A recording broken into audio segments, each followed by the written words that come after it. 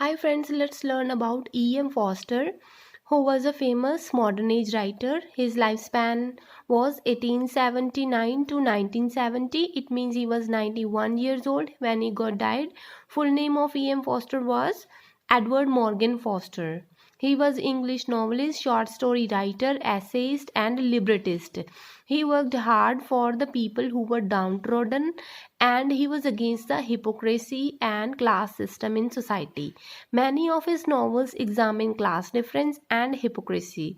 He was nominated for the Nobel Prize in Literature 16 times, but he never got one. He died of stroke in 1970, aged 91. He was homosexual. It is said that he was homosexual by his sexuality.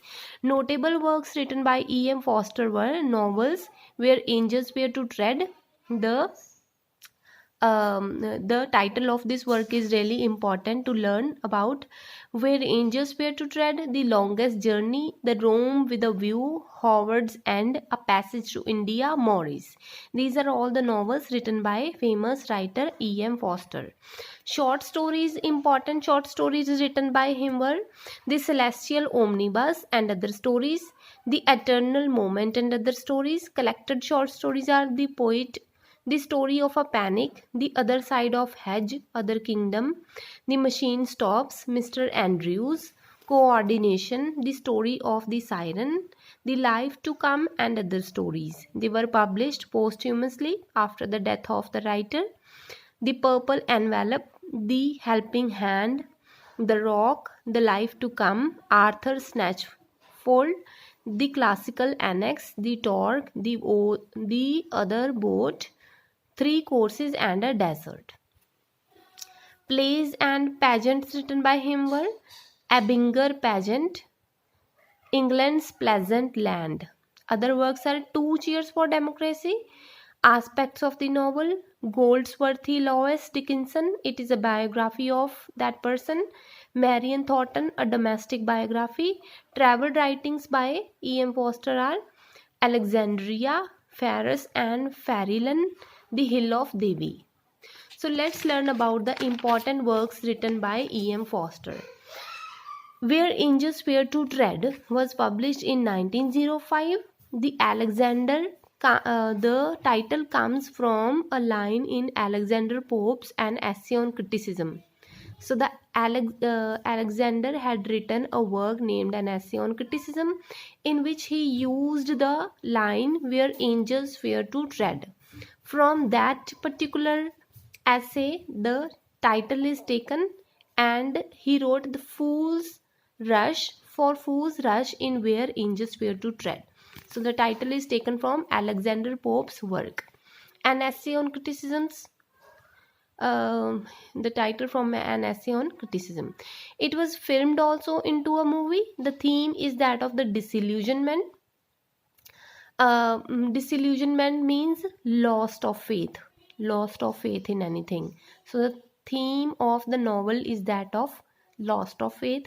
It shows Pope's disappointment because of customs and etiquettes of the society. Etiquettes are rules of the society, or hypocrisy is also titled as etiquette.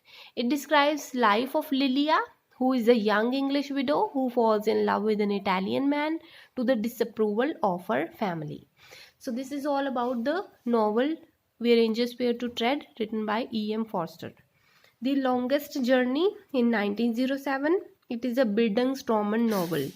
Bildungsroman novel is the novel which shows gradual growth of the protagonist. So there is a hero of the novel, the protagonist of the novel, and the Bildungsroman novels usually show us the emotional or spiritual growth, gradual growth of the hero of the novel. It was the second published novel written by E.M. Forster.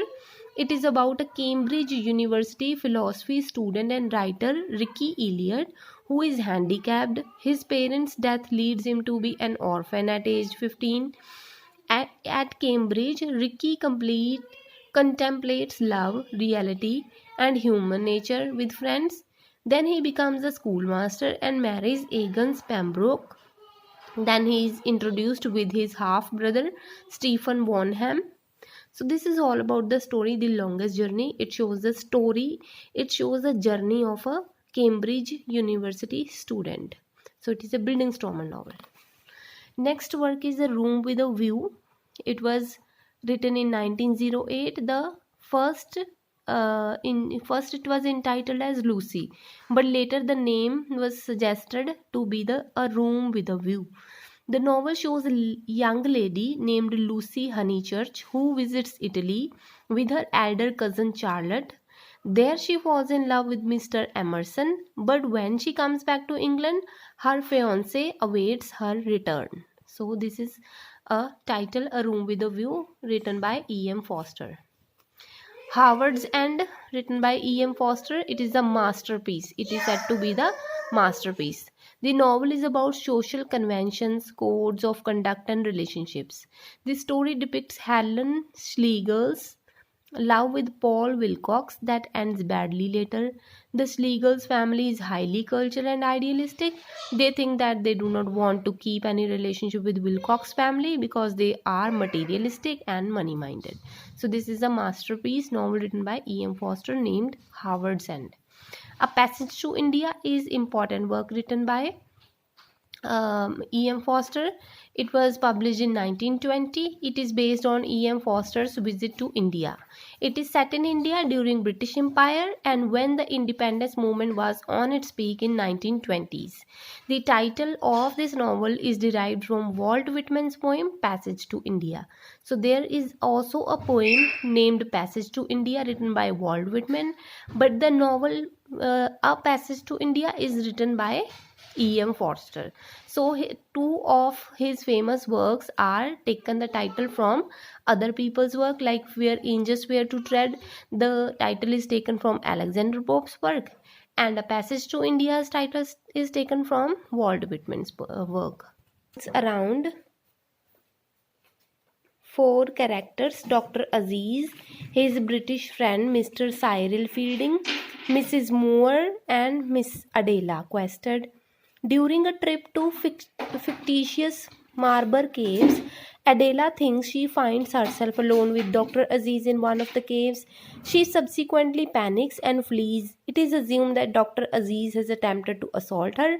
Aziz's trial and its run-up and aftermath bring to a boil the complete racial tension and prejudices against Indians and between Indians and British who rule India. The last one is Morris.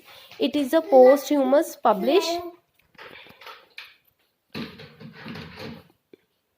Morris is a posthumous published. It was filmed in 1987 by James Ivory. It is notorious for homosexuality. It follows Maurice Hall from his school days through university and beyond.